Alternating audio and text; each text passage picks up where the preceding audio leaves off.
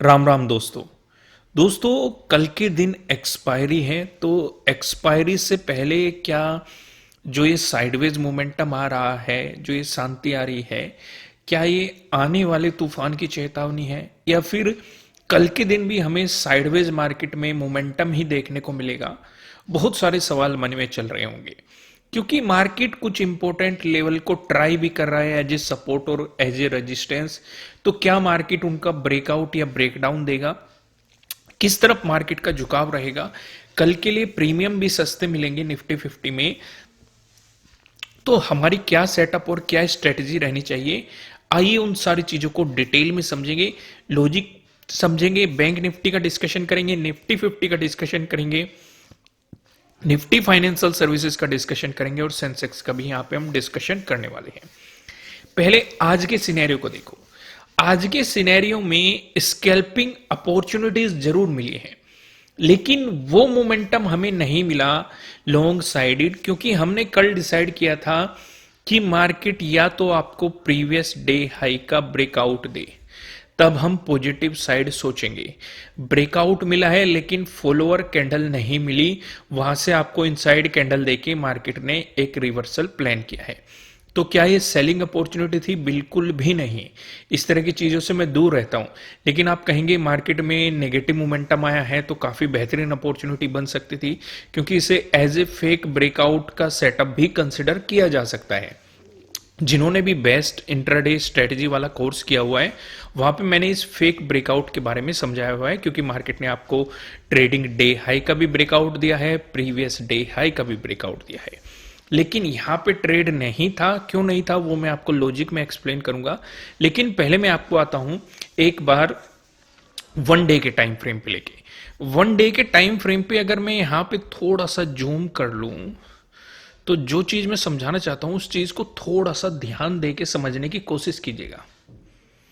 थोड़ा सा समझने की कोशिश कीजिएगा, फोकस करो पिछले 3-4 दिन में हुआ क्या। क्या आपको नहीं लगता कि इस एरिया में मार्केट एक सपोर्ट जोन बनाने की कोशिश कर रहा है 24,500 के अराउंड? इसका बार बार ब्रेकडाउन देने की कोशिश कर रहा है लेकिन दे नहीं पा रहा है। कितने लोगों को ऐसा लग रहा है? ईमानदारी से सोचो। फिर साथ के साथ अगर आप देखेंगे, ये 0.5 से एक रिजेक्शन प्लान करके गया है, जो कि हमें पता है कि 0.5 और 0.618 दो ही ऐसे जोन है फिबोनाची के अकॉर्डिंग जो मार्केट को रिवर्स करा सकते हैं। 0.618 एज ए गोल्डन रेशो की तरह भी एक्ट करता है, आपने बहुत बार सुना होगा गोल्डन रेशो के बारे में। तो यही दो ऐसे फिलहाल जोन है जो मार्केट को रोक के भी रख सकते हैं और रिवर्स भी करा सकते हैं। ये भी हमने डिस्कशन किया हुआ है। तो इसका मतलब हमारे लिए मार्केट एक क्रूशियल एरिया में खड़ा हुआ है। दूसरा, एक बात पे और फोकस करो, पिछले 3 दिन का हाई भी देखो। अगर आप इस कैंडल का हाई देखेंगे, डे हाई, वो भी इसी रेंज में है। कल वाली कैंडल का देखेंगे वो भी इसी रेंज में है। आज वाली कैंडल का देखेंगे वो भी इसी रेंज में है। तो मार्केट ने कहीं ना कहीं एक रेंज भी आपको क्रिएट करके दी है। ये भी बात आपने दूसरी बात भी नोट कर ली। तीसरी बात नोट करो, क्या अगर इस रेंज का मार्केट ब्रेकआउट देता है, फिर से ध्यान से समझो, क्या इस रेंज का अगर मार्केट ब्रेकआउट देता है तो क्या पॉजिटिव साइड हमारे लिए अपॉर्चुनिटी है? एक एक चीज को थोड़ा सा स्टेप बाय स्टेप समझो, नहीं तो ट्रैप हो जाओगे। समझो, क्योंकि फेक ब्रेकआउट ऐसे ही क्रिएट किया जाता है। आपको एक छोटे टाइम फ्रेम पे एक रेंज दिखाएंगे, उस रेंज का ब्रेकआउट देंगे, आप उसमें एंट्री प्लान करोगे, मार्केट एकदम रिवर्स मार देगा और तुरंत ही आपका ऐसे लेट हो जाएगा, या फिर आप एवरेज करते करते पागल हो जाओगे और अपने पूरी कैपिटल को वाइप आउट कर देंगे। समझो बात को। अगर इस रेंज का भाई मार्केट ये भी सोचने लगे कि चलो प्रीवियस डे हाई का ब्रेकआउट दे दिया, फिर आपने पिछले 3-4 दिन जाके देखा कि यहां पे एक रेंज बन रही थी, रेंज का ब्रेकआउट दे दिया, तो पॉजिटिव साइड प्लान करने का मन करता है। बिल्कुल करेगा, लेकिन ये राइट अप्रोच नहीं है। मैं आपको हमेशा एक बात पे फोकस करता हूं, आपको कोई सेटअप पता है या कोई स्ट्रेटजी पता है, वो इतनी ज्यादा मायने बिल्कुल भी नहीं रखती। किसी का भी सेटअप हो, किसी की भी स्ट्रेटजी हो, मेरी हो या किसी और की भी हो, मायने वो बात रखती है कि इस सेटअप, इस स्ट्रेटजी को कब अप्लाई करना है, कब अप्लाई नहीं करना है, कब इसके साथ हाफ क्वांटिटी में काम करना है, कब इसके साथ फुल क्वांटिटी में काम करना है, कब इसमें एवरेजिंग करनी है, कब इसमें पिरामिडिंग करके और क्वांटिटी ऐड करते जाना है, ये चीजें ज्यादा मायने रखती हैं। सेटअप का पता होना या स्ट्रेटेजी का पता होना उतने ज्यादा मायने नहीं रखती कि आप मैनेजमेंट कैसे करते हो। मेरे अकॉर्डिंग वो सबसे ज्यादा मायने रखती है। क्यों मैं ऐसा कह रहा हूं आपको? मैं ऐसा इसलिए कह रहा हूं कि अगर आप इसे थोड़ा सा मैं और जूम करूं और चीजें समझाऊं कि अगर मार्केट इस रेंज का ब्रेकआउट देता है तो आप क्या सोचोगे? प्रीवियस डे हाई का भी ब्रेकआउट मिल गया और मार्केट ने जो एक रेंज बनाई हुई थी, एक रेजिस्टेंस बनाया हुआ था, उसका भी ब्रेकआउट मिल गया। लेकिन ऊपर जस्ट ये रेजिस्टेंस बैठा हुआ है 24,786। प्राइस एक्शन के अकॉर्डिंग भी, ये भी मैंने कल वाली वीडियो में आपको समझाया था। साथ के साथ आप देखेंगे फिबोनाची के अकॉर्डिंग भी 0.5 वाला जोन है। इसलिए अगर हम कुछ बड़ा सोचेंगे वो इसके ऊपर सोचेंगे। यहां तक या तो आप हाफ क्वांटिटी में काम करेंगे। दूसरा एक बात का और ध्यान रखेंगे, अगर पॉजिटिव मोमेंटम आया, मार्केट ने इसके नीचे टाइम स्पेंड करके ब्रेकआउट दिया, तो ये एक अपॉर्चुनिटी बन सकती है। लेकिन छोटा सा स्टॉप लॉस लेना, क्योंकि अगर फेक ब्रेकआउट कंसिडर किया, क्योंकि मार्केट ने पहले भी इससे ऊपर जाने की कोशिश की है, लेकिन मार्केट में सेलर्स हावी हुए जो मार्केट को नीचे की तरफ पुश करके लेके आ गई। तो इसलिए हम छोटा सा स्टॉप लॉस लेंगे। ज्यादा बेहतर तब रहेगा या तो टाइम स्पेंड करके ब्रेकआउट मिले या फिर ब्रेकआउट मिलके एक बार रिटेस्ट करके मार्केट एक मोमेंटम दिखा दे। इसलिए मैं क्या कह रहा हूं कि इस बीच कुछ नया भी प्लान मत करना। अगर आपके हाथ से यहां से अपॉर्चुनिटी मिस हो गई तो इस बीच कुछ नया भी प्लान करने की गलती बिल्कुल भी मत कर देना, नहीं तो वो भी आपको ट्रैप कर सकता है।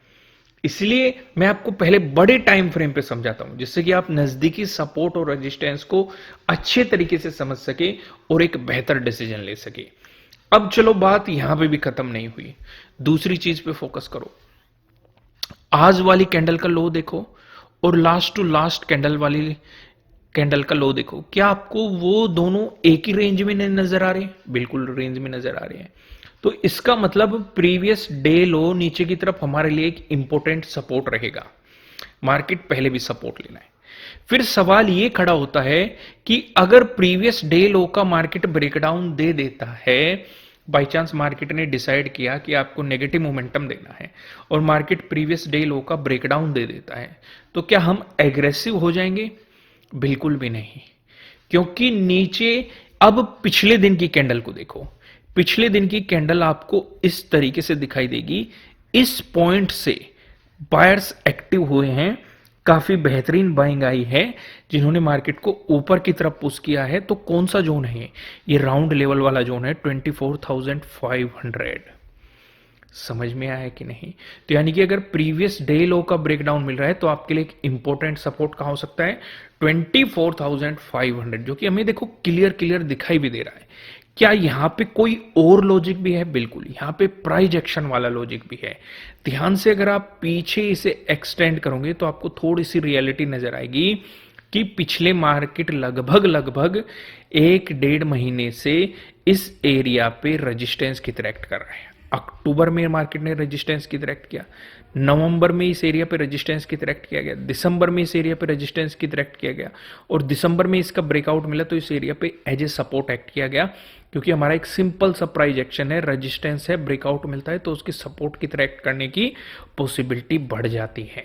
मार्केट ब्रेकआउट देके इसे रिटेस्ट कर चुका है। अगर मार्केट को मोमेंटम देना हुआ तो उसे पहले 0.5 का ब्रेकआउट देना पड़ेगा, तब हम इसे मोमेंटम को कंसिडर करेंगे कि हाँ मार्केट एक पॉजिटिव प्राइस एक्शन बनाने की कोशिश कर रहा है और यहां से मार्केट में मोमेंटम आ सकता है।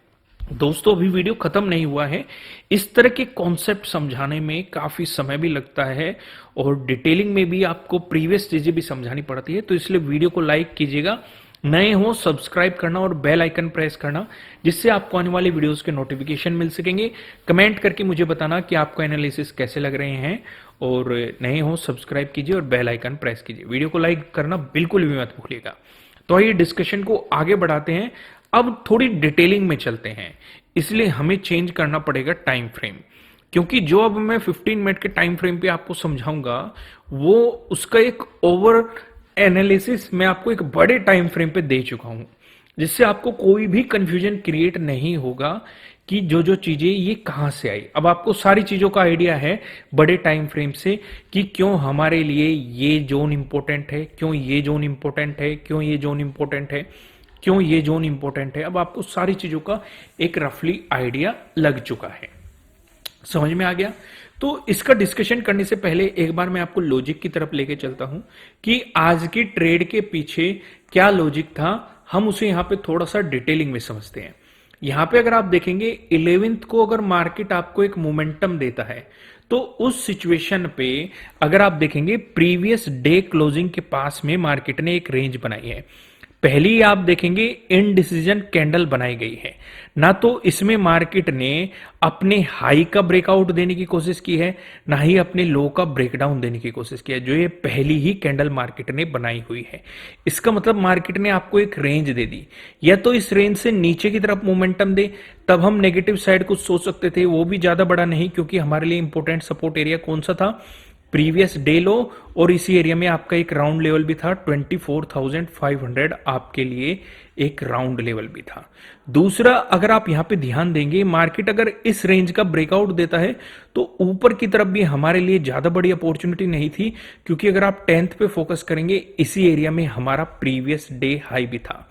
हम स्कैल्पिंग जरूर कर सकते थे, लेकिन स्कैल्पिंग के अकॉर्डिंग भी कोई सेटअप यहां पे नहीं बन रहा है। रियलिटी ये है पूरी तरीके से, अगर मैं आपको समझाऊं।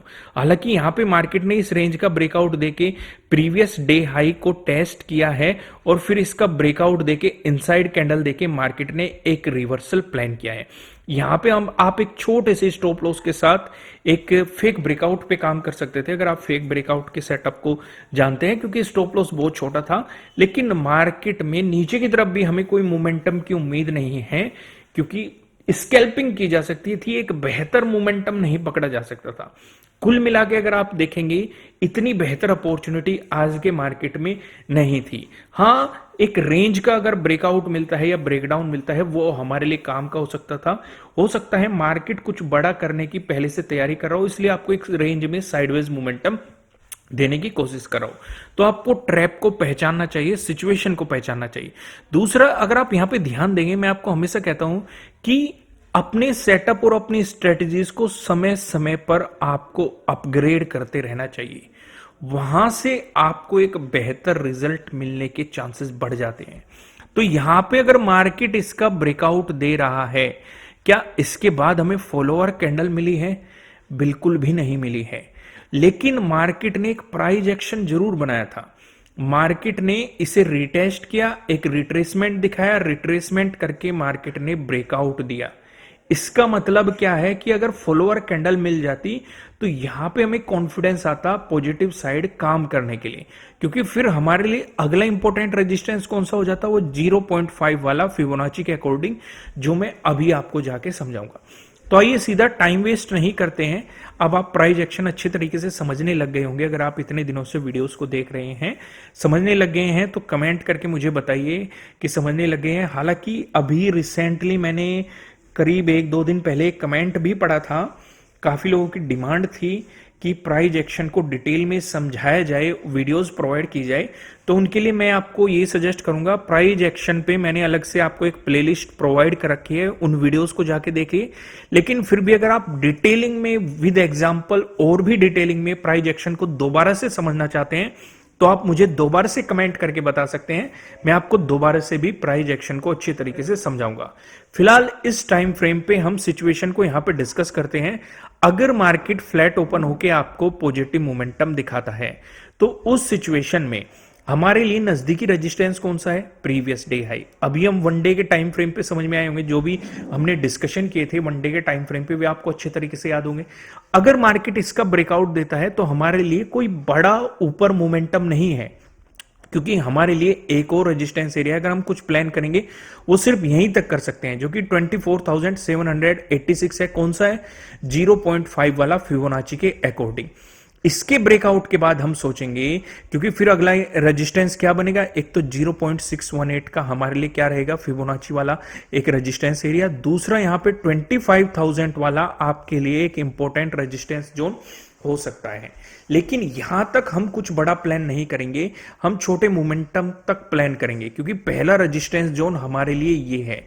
और क्यों इंपॉर्टेंट है, इसके कई रीजन भी है, प्राइस एक्शन के अकॉर्डिंग भी, जो मैंने आपको वन डे के टाइम फ्रेम पे समझाया था। दूसरा, ध्यान दो, अगर आप थोड़ा सा ध्यान देंगे, 5th को इसका ब्रेकआउट मार्केट ने दिया था अपने लास्ट टाइम के दौरान, लेकिन मार्केट ने ब्रेकआउट देके प्राइस ऊपर सस्टेन नहीं कर पाया, और यहां से मार्केट में बहुत ही बेहतरीन आपको सप्लाई आती हुई दिखाई दी।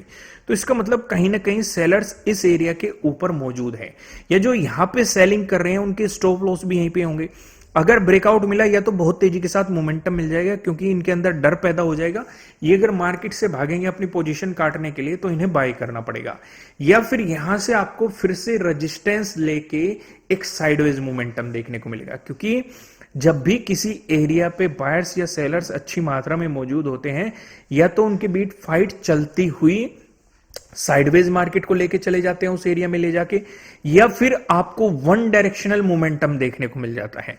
तो हम उस चीज पे फोकस रखेंगे। अगर यहां पे रेजिस्टेंस की अपॉर्चुनिटी मिली तो तब आपको एक बहुत छोटे से स्टॉप लॉस के साथ काम करना है, लेकिन अगर ब्रेकआउट मिलके मार्केट ने कोई प्राइस एक्शन बनाया तब आप, क्योंकि ओवरऑल ट्रेंड भी अब थोड़ा सा पॉजिटिव हो चुका है, तो आप पॉजिटिव साइड फुल क्वांटिटी में प्लान कर सकते हैं। आगे का डिस्कशन करने से पहले मैं आपको ये बता दूं, ये आपके लिए किसी भी तरह का ना तो कोई बाय रिकमेंडेशन है, ना ही कोई सेलिंग रिकमेंडेशन है। ये जस्ट एजुकेशनल पर्पज से बनाई गई एनालिसिस वीडियो है। इन्वेस्ट करने से पहले आपको अपनी रिसर्च करनी है, इन्वेस्टर की सलाह लेनी है, क्योंकि प्रॉफिट भी आपका होने वाला है, लॉस की जिम्मेदारी भी आपको अपने आप लेनी है। वहीं पे अगर आपको नेगेटिव मोमेंटम देखने को मिल जाता है, तो उस सिचुएशन पे, जैसे कि मैंने आपको अभी एक्सप्लेन किया, आपके लिए जो इंपॉर्टेंट चीज रहेगी, कौन सा रहेगा, प्रीवियस डे लो आपके लिए काफी इंपॉर्टेंट रहेगा। पहले आपको इसका ब्रेकडाउन होने देना है।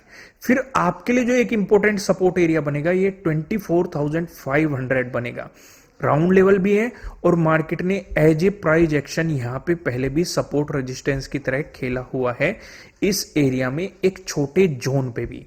अगर आपको इसका ब्रेकडाउन मिलता है, फिर आपके लिए जो इंपॉर्टेंट सपोर्ट एरिया बन जाएंगे, एक तो फिबोनाची के अकॉर्डिंग ये है, दूसरा ये भी फिबोनाची के अकॉर्डिंग है, ये काफी इंपॉर्टेंट सपोर्ट एरिया बन जाएगा, यानी कि 24,359।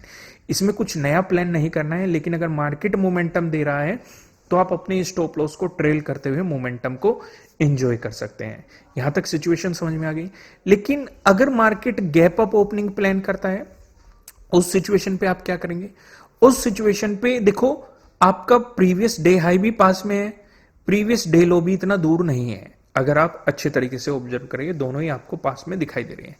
अगर मार्केट गैप अप ओपन होके इसका ब्रेकआउट निकाल देता है कुछ टाइम स्पेंड करके, तो पॉजिटिव साइड प्लान करेंगे। अगला इंपॉर्टेंट रेजिस्टेंस ये है। लेकिन अगर मार्केट गैप अप ओपन देके रिवर्सल प्लान करता है, तो कुछ भी मत करना, वो सिर्फ ट्रैप हो सकता है साइडवेज जाने के लिए, क्योंकि पहला सपोर्ट प्रीवियस डे क्लोजिंग हो जाएगा, फिर प्रीवियस डे लो हो जाएगा।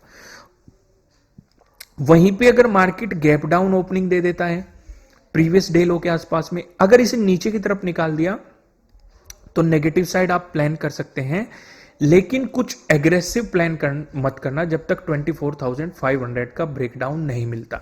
लेकिन अगर गैप डाउन ओपन होके मार्केट बाउंस करने लग गया, तो उस सिचुएशन में आपको पॉजिटिव साइड भी प्लान नहीं करना है। क्यों नहीं करना है? ध्यान दो थोड़ा सा, 6th को ध्यान दो, क्या इस एरिया पे मार्केट रुकावट नहीं कर रहा? 9th को ध्यान दो, क्या इस एरिया पे रुकावट नहीं हो रही? 10th को ध्यान दो, क्या इस एरिया पे रुकावट नहीं हो रही? आज भी ध्यान दो, क्या इस एरिया पे रुकावट नहीं हो रही? क्योंकि अगर गैप डाउन ओपन होकर मार्केट ऊपर जाएगा, तब तक कॉन्फिडेंस नहीं आएगा जब तक मार्केट इस एरिया को ऊपर की तरफ नहीं निकालता, क्योंकि बार बार ये एज ए रिजेक्शन करके एक रिवर्सल प्लान करा है। हालांकि रिवर्सल भी इतना तगड़ा नहीं है, क्योंकि नीचे भी मल्टीपल सपोर्ट बैठे हुए हैं, लेकिन कहीं ना कहीं इस एरिया से ऊपर नहीं जाने दिया जा रहा है। हाँ, अगर इसका ब्रेकआउट मिला तो आपको वन डायरेक्शनल मूव के चांसेस बन सकते हैं, क्योंकि ऐसा पहले भी हो चुका है जब मार्केट ने एक रेंज क्रिएट की थी और जब ब्रेकआउट मिलके मार्केट ने वन डायरेक्शनल मूव प्लान किया था। तो आप इन चीजों का ध्यान में रखते हुए चलेंगे। आइए थोड़ा सा डिस्कशन अब बैंक निफ्टी का भी कर लेते हैं। देखो बैंक निफ्टी में भी अगर आप थोड़ा सा ध्यान देंगे, स्कैल्पिंग अपॉर्चुनिटीज जरूर बनी है, लेकिन कुछ एग्रेसिवली अपॉर्चुनिटी नहीं बनी। एक तो आपके लिए स्कैल्पिंग अपॉर्चुनिटीज यहां पे बनी है, मार्केट ने काफी बेहतरीन मोमेंटम दिया। कहां तक मोमेंटम दिया? अपने प्रीवियस डे हाई तक का मोमेंटम दिया, लेकिन अपने प्रीवियस डे हाई को इसने नहीं निकाला है और ना ही इसके बाद आपको फॉलोअर कैंडल मिली है। वहां से आपको इनसाइड कैंडल देके मार्केट ने एक रिवर्सल प्लान किया है, तो स्कैल्पिंग अपॉर्चुनिटीज मिल सकती थी। कुछ एग्रेसिवली कोई लॉजिक नहीं बना कि आप किसी लॉजिक के बेस पे ट्रेड को प्लान करें या उसके अकॉर्डिंग आप मोमेंटम को वो पकड़ लें।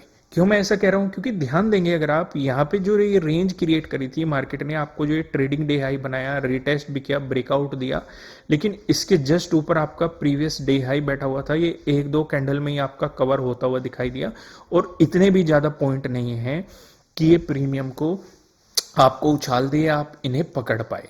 तो इसलिए इस तरह की सिचुएशन को अवॉइड ही करना चाहिए। इसलिए मैंने कुछ रूल बनाए हुए हैं जो मैं आपके साथ हमेशा डिस्कस करता रहता हूं कि अगर नजदीकी सपोर्ट रेजिस्टेंस है तो आपको उन्हें अवॉइड कर देना चाहिए ट्रेड को, उसके अकॉर्डिंग आपको चीजें प्लान नहीं करनी चाहिए। वहीं पे अगर हम बड़े टाइम फ्रेम पे जाके देखेंगे तो यहां पे भी हमें एक चीज समझ में आ रही है।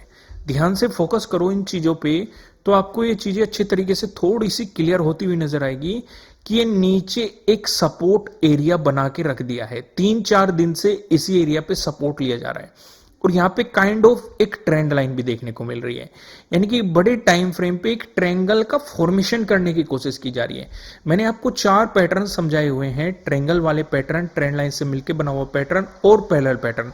आपको यहां पे ये वाला पैटर्न देखने को मिल रहा है, इसलिए मैं आपको सजेस्ट कर रहा था कि अगर इसका ब्रेकआउट भी मिल जाए तो आपके लिए इंपॉर्टेंट रेजिस्टेंस एरिया ये काफी इंपॉर्टेंट हो जाएगा। 54,000 का जो ये जोन हो जाएगा, ये आपके लिए सबसे ज्यादा इंपॉर्टेंट एरिया हो जाएगा। इसके ब्रेकआउट के बाद ही आप पॉजिटिव साइड एग्रेसिव प्लान करेंगे, या फिर आपको नए ऑल टाइम हाई देखने को मिल सकते हैं। ये चीज ध्यान रखना। दूसरी चीज, मार्केट अगर इस एरिया पे कहीं ना कहीं सपोर्ट ले रहा है, बाइंग आ रही है, अगर ये वीक बनता है, आपको इसका ब्रेकडाउन मिल गया, तो मार्केट इस एरिया में सपोर्ट लेने आ सकता है। क्यों मैं आपको ऐसा कह रहा हूं? क्योंकि अगर आप निफ्टी 50 का चार्ट ध्यान से देखेंगे, मैं आपको एक बार लेके ही चलता हूं, एक प्राइस एक्शन समझाता हूं, काफी इंटरेस्टिंग है। यहां पे आप ध्यान से देखेंगे, जब इस एरिया का ब्रेकआउट दिया गया था तो मार्केट ने इसे रीटेस्ट किया है, लेकिन बैंक निफ्टी में अभी तक रीटेस्ट वाली सिचुएशन नहीं बनी है, वो कंडीशन नहीं बनी है।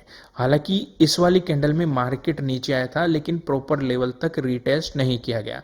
अगर इस एरिया का मार्केट ब्रेकडाउन देने की प्लान करता है तो हो सकता है वो इसे रीटेस्ट करने जा सकता है, और यहां से आपको फिर मार्केट बाउंस करता हुआ दिखाई दे सकता है। लेकिन मैंने आपको 2 चीजें समझाई हुई है कि जब भी किसी इंपॉर्टेंट लेवल का ब्रेकआउट होता है, या तो मार्केट उसे रिटेस्ट करके प्राइस एक्शन बनाता है, या फिर साइडवेज जाके वहीं से ही प्राइस एक्शन बना देता है। अगर मार्केट ये ट्रायंगल पैटर्न बना रहा है, यहां से भी ब्रेकआउट दे देता है, तब भी आप इसे एक राइट प्राइस एक्शन मान के चल सकते हैं कि मार्केट उस फॉर्मेलिटी को पहले ही पूरी कर चुका है। यहां तक सिचुएशन समझ में आ गई। आइए टाइम फ्रेम चेंज करते हैं, थोड़ा और डिटेलिंग में यहां पे समझने की कोशिश करते हैं। अब ध्यान से देखो, ये रेंज आपको बड़े टाइम फ्रेम पे भी दिखाई दे रही थी और इस छोटे टाइम फ्रेम पे भी दिखाई दे रही होगी। ये एक मजबूत सपोर्ट मार्केट ने पहले ही बना दिया है। 5th को इस एरिया में सपोर्ट लिया गया, 6th को भी इस एरिया में सपोर्ट लिया गया, 9th को भी इस एरिया में सपोर्ट लिया गया, 10th को भी सपोर्ट लिया गया, 2-2 बार सपोर्ट लिया गया, और आज 11th को भी मार्केट ने 2-2 बार सपोर्ट लिया गया है। तो इसका मतलब एक बात तो हमें समझ में आ गई कि नेगेटिव साइड अगर कुछ भी प्लान करना होगा, इस सपोर्ट जोन का ब्रेकडाउन होना हमारे लिए कंपलसरी है। यह बात हमें अच्छे तरीके से समझ में आ गई। दूसरी चीज ध्यान दो, अगर ट्रेंड लाइन पे आप काम करना जानते हो, मैं आपको हमेशा कहता हूं कि अगर ब्रेकआउट मिलता है, जब तक पिछले रेजिस्टेंस का आपको ब्रेकआउट नहीं मिलता, तब तक उस पर काम नहीं करना चाहिए। लेकिन यहां पे मैं आपको एक बात और एक्सप्लेन करूंगा। अगर मार्केट पिछले रेजिस्टेंस का ब्रेकआउट देके चलता है आपको, तब भी आप कुछ एग्रेसिव प्लान नहीं करेंगे, क्योंकि ऊपर एक और इंपॉर्टेंट रेजिस्टेंस राउंड लेवल बैठा हुआ है 54,000। आपको काम करना है 54,000 के ब्रेकआउट के बाद, या यहां से अगर आप प्लान कर रहे हैं पॉजिटिव साइड, तो आपका पहला रेजिस्टेंस एरिया इसी जोन में बन सकता है। आइए डिस्कशन को थोड़ा और आगे बढ़ाते हैं और यहाँ पे सेंसेक्स का भी डिस्कशन करते हैं। सेंसेक्स में भी सेम ही सिचुएशन बनी हुई है कि अभी ये एक इंपॉर्टेंट रेजिस्टेंस एरिया के जोन में है। जब तक आपको 82,000 का ब्रेकआउट मिलके प्राइस ऊपर सस्टेन नहीं करता, तब तक आपको पॉजिटिव साइड एक एग्रेसिव मोमेंटम नहीं मिल सकता है। तो इसलिए, क्योंकि देखो प्राइस एक्शन के अकॉर्डिंग भी समझो, जो चीजें आपको चार्ट पे दिखाई दे रही है, तो अगर यहां से पॉजिटिव मूव आता है तो पहला रेजिस्टेंस जोन यही रहेगा। दूसरा, इसी एरिया में मार्केट सपोर्ट भी ले रहा है मल्टीपल। अगर आप यहां पे देखेंगे, इसका ब्रेकडाउन मिलता है तो मार्केट ने जो पहले ही रेजिस्टेंस एरिया ब्रेक किया है, इसमें जाने की मार्केट कोशिश कर सकता है। जब तक साइडवेज रहेगा, हमें कोई बेहतर अपॉर्चुनिटी नहीं देने वाला है, इस चीज का भी आप ध्यान रखेंगे। फिर निफ्टी पे देखेंगे, फिर निफ्टी पे ये उल्टा ट्रायंगल बनाने की कोशिश कर रहा है। अभी तक हमने बैंक निफ्टी में भी ये वाला ट्रायंगल देखा, निफ्टी 50 में भी हमने यही वाला ट्रायंगल देखा, लेकिन बैंक निफ्टी में उल्टा फिर निफ्टी में ये उल्टा ट्रायंगल बना रहा है। ऊपर रेजिस्टेंस और नीचे आपको ये ट्रेंड लाइन दिखाई दे रही है। तो अगर इसका ब्रेकआउट मिला तो सीधे सीधे आपको ऑल टाइम हाई अचीव करा सकता है, लेकिन फिर भी एक रुकावट बन सकता है 25,000। ये हमने कल भी डिस्कशन किया था। दोस्तों, अगर आप मेरे सेटअप और स्ट्रेटेजी सीखना चाहते हैं, फिलहाल 50% ऑफ चल रहा है। नीचे डिस्क्रिप्शन में आपको लिंक मिल जाएगा, आप जाके सीख सकते हैं। कमेंट में मैं पिन कर दूंगा। वीडियो को लाइक कीजिएगा, नए हो सब्सक्राइब करना और बेल आइकन प्रेस करना, जिससे आपको आने वाली वीडियोस के नोटिफिकेशन मिल सकेंगे। फिलहाल इस वीडियो में इतना ही, फिर मिलते हैं किसी नेक्स्ट वीडियो में। तब तक के लिए राम राम।